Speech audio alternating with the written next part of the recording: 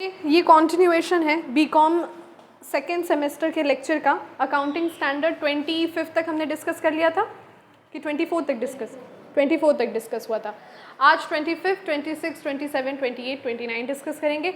30, 31, 32 कितना तक है? नहीं है, केवल 29 तक है। नोट्स देखो। तो ठीक है। With that being said, as number 26 क्या है?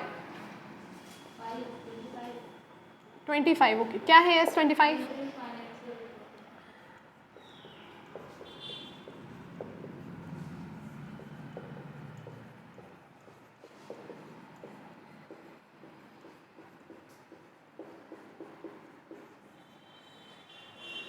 Interim financial reporting. अंतरिम शब्द का नाम सुना है तुम लोगों ने? अंतरिम जमानत सुना होगा ज़्यादातर। जब कोई बहुत बड़े सेलिब्रिटी और पॉलिटिकल लोग चले जाते हैं तो उन्हें कहता है अंतरिम जमानत पर बरी किए गए हैं या रिहा किए गए हैं। अंतरिम का मतलब होता है बीच सत्र में। तो किसी भी बिजनेस का सत्र क्या होता है? 1 अप्रैल से लेकर 31 मार्च तक। इंटरिम फाइनेंशियल रिपोर्टिंग जो होती है ऐसे बिजनेस में की जाती है 2 केसेस में। या तो आपका जो बिजनेस है उसमें ऑपरेशंस बहुत लार्ज स्केल के हैं, या दूसरा रीज़न हो सकता है आपने अभी अभी अपने फाइनेंशियल सिस्टम में कुछ बड़ी गड़बड़ी पाई है।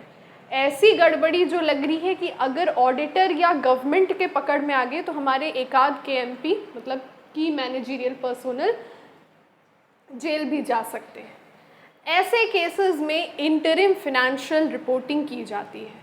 इंटरिम फाइनेंशियल रिपोर्टिंग समझना, या तो ये वॉलंटरी होगी, मतलब कंपनी को खुद ब खुद पता लगा है कि कुछ चीज़ें गलत हुई हैं तो कंपनी खुद से कराएगी, या फिर नॉन वॉलंटरी होगी, मतलब सरकार को पता लगा है कि ये कुछ गड़बड़ है यहाँ पे, तो कंपनी सरकार वेट थोड़ी करेगी कि ठीक है तुम 31 मार्च तक गड़बड़ी करते रहो, 1 अप्रैल है ही, हम जान ही जाएंगे। नहीं, it will stop it then and there, और वहीं पे सरकार अपने ऑडिटर मतलब सरकारी ऑडिटर को भेज के ऐसी कंपनी की रिपोर्टिंग कराएगी। अब ये रिपोर्टिंग जो किसी इमरजेंसी के कारण या वॉलंटरी भी हो सकती है, अगर हमारी कंपनी ने 20 साल तक इतने ज़्यादा रेवेन्यू फ्रॉम ऑपरेशन जनरेट कर लिए कि हमें एक बार ऑडिट को वेरीफाई करने की ज़रूरत है, तो ऐसे किसी भी सर्कमस्टेंस में, चाहे वॉलंटरी हो चाहे इमरजेंसी सिचुएशंस हो, ऐसे किसी भी सर्कमस्टेंस में अगर आप फर्म की पूरी फाइनेंशियल रिपोर्टिंग उस तरह से करते हो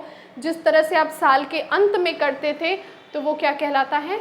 इंटरिम फाइनेंशियल रिपोर्टिंग। ठीक है, show me the notes.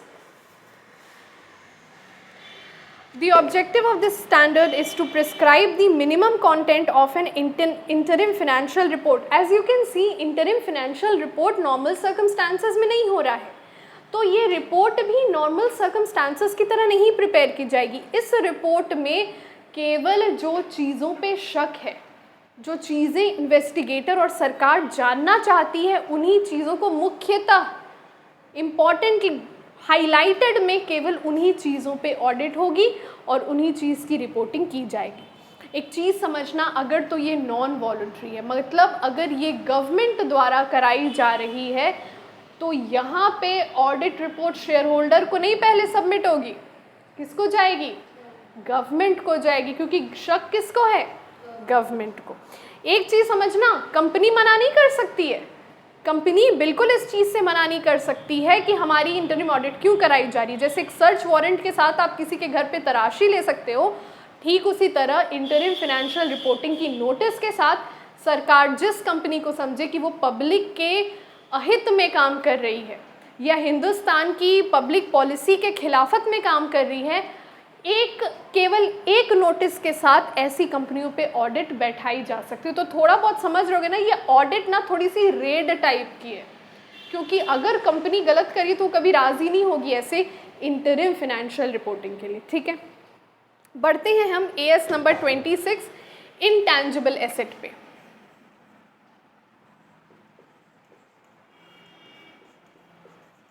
Students, एक होते हैं टैंजिबल एसेट और एक होते हैं intangible assets. assets which can be seen, which have a physical entity that are tangible, जैसे प्लांट, जैसे मशीनरी, और कोई भी asset which is right before your eyes, it has a physical structure and you can feel it, तो वो हो गया tangible. Intangible, goodwill. अब थोड़ा बहुत आइडिया लग गया होगा कि अगर AS10 बात कर रहा था प्रॉपर्टी, प्लांट और इक्विपमेंट के बारे में, तो इनटेंजिबल में सबसे इंपॉर्टेंट क्या आता है? Goodwill. Very good students. IPR भी तुम लोगों को पढ़ा रखा है मैंने, जिसमें मैंने बात की थी कॉपीराइट, पेटेंट्स, ट्रेडमार्क्स के बारे में.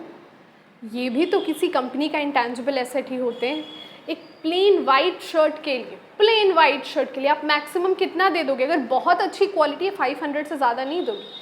उसी टी शर्ट पे अगर ये नाइकी का सिंबल है तो बड़े आराम से आपके पॉकेट से 2000 तक निकल जाएंगे, है ना बात पते की? तो जो ये 1500 एक्स्ट्रा आप पे कर रहे हो, वो क्यों कर रहे हो? गुडविल है, उस कंपनी की गुडविल है, उसका ये ट्रेडमार्क क्या है? उसकी गुडविल है. तो ये इनटैंजिबल एसेट का किस तरह से रिपोर्टिंग किया जाता है, किस तरह से प्रेजेंटेशन किया जाता है, और इसका प्रभाव सेल्स पे क्या पड़ा, ये भी तो शेयर होल्डर को जानना होता है. ये सारी चीज़ें आप कौन से AS के अकॉर्डिंग करते हो?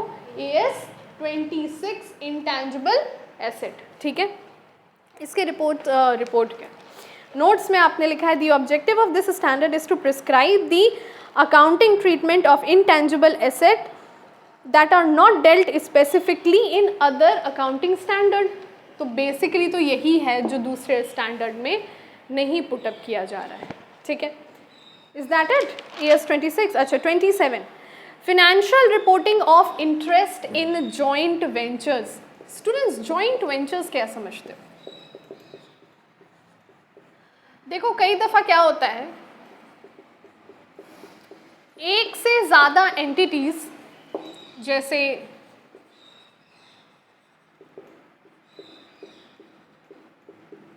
मारुति सुजुकी, हीरो होंडा, एक से ज़्यादा एंटिटीज कुछ समय के लिए, for a limited number of time, एक प्रोजेक्ट या 2 प्रोजेक्ट के लिए साथ आके काम करती हैं, वही कहलाता है जॉइंट वेंचर. वेंचर मतलब क्या? प्रोजेक्ट को एक सोफिस्टिकेटेड लैंग्वेज में वेंचर कहते हैं. और जॉइंट मतलब क्या? जुड़ा हुआ प्रोजेक्ट. तो जॉइंट वेंचर मतलब वो प्रोजेक्ट जो जुड़ा हुआ. तो यहाँ पे एक से ज़्यादा एंटिटीज़, अब वो कितनी भी एंटिटीज़ हो सकती हैं, उसका कोई लिमिट नहीं होगा, जब साथ आके बिजनेस करती हैं, तो वो बिजनेस जो इन लोगों ने साथ किया हो, तुम इस पे लिख लो वरना तुम टेबल पे ही लिखती रह जाओगे. तो ये जो एंटिटीज़ हैं जो साथ आके काम करती हैं, केवल उस पर्टिकुलर प्रोजेक्ट की रिकॉर्डिंग वो AS 27 के अनुसार करती हैं जो उन्होंने साथ में मिलके किया. और जनरली इसका एग्जाम्पल क्या होता है? जब सरकारी कोई प्रोजेक्ट लॉन्च होता है तो वो प्रोजेक्ट इतना हैवी होता है कि एक फर्म के लिए करना वो मुश्किल पड़ता है. तो जनरली जो कोटेशन और जो टेंडर्स भरे जाते हैं, गवर्नमेंट उनमें से एक से ज़्यादा लोगों की सिलेक्शन करती है और वो साथ में आके काम करते हैं. फर्म S, फर्म M साथ में आके एक प्रोजेक्ट पे काम कर रहे हैं, तो वो क्या बन गया? जॉइंट वेंचर बन गया. उस प्रोजेक्ट की रिपोर्टिंग वो कौन से AS के अनुसार करेंगे? AS 27. और जो रेवेन्यू वो गवर्नमेंट से प्राप्त करेंगे उसको कौन से बेसिस पे बांटेंगे, ये भी कौन बताएगा? AS 27. जल्दी से देखते हैं हमारा जो सेकेंड लास्ट है, impairment of asset.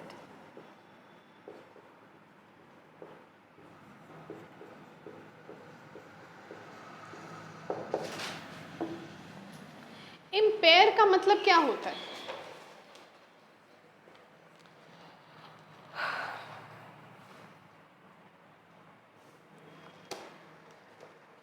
Visually impaired, जो व्यक्ति देख नहीं पाता उसे कहते हैं विजुअली इम्पेयर्ड, असमर्थ।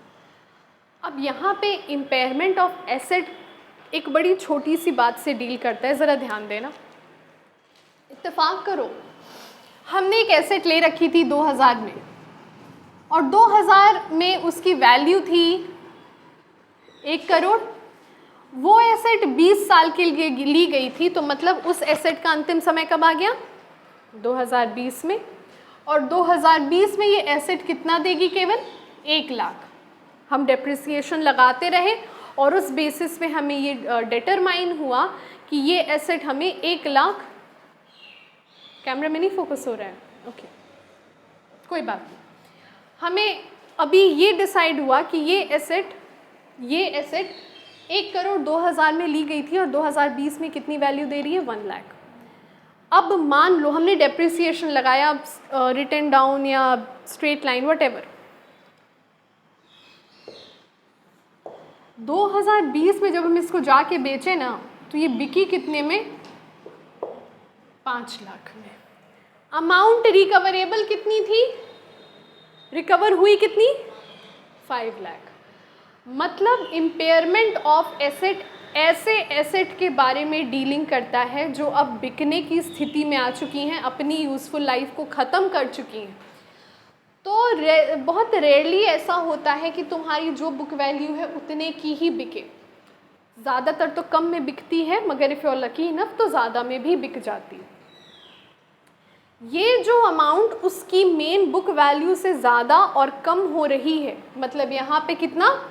4 लाख। इसकी ट्रीटमेंट कौन से अकाउंटिंग स्टैंडर्ड द्वारा की जाती है? ये कौन सा एएस हमें बताता है? As 28 impairment of asset. इसी के बाद हम आते हैं, हमारा जो अंतिम एएस है एएस 29।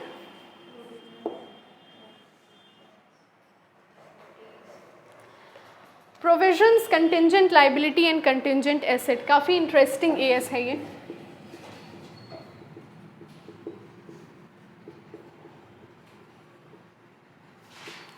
अगर तो आपने क्लास 11th का प्रोविजन एंड रिजर्व्स चैप्टर बहुत मन से पढ़ा होगा तो ये जो पहला पार्ट है इसका प्रोविजंस, इसमें कोई दिक्कत नहीं आएगी। जनरली कौन से प्रोविजन की हम बात करते हैं? बैड डेट के प्रोविजन की। तो प्रोविजन को किस तरह से बनाना है, किस तरह से कैरी फॉरवर्ड करना है, ओल्ड प्रोविजन को ऐड बैक कर देते हैं और न्यू प्रोविजन को माइनस करते हैं, किस तरह से ट्रीटमेंट की जाती है और प्रोविजन से एडजस्ट करने वाले कौन से अमाउंट को आप अपने बैलेंस शीट में दिखाते हैं, ये कौन बताता है? एएस 29।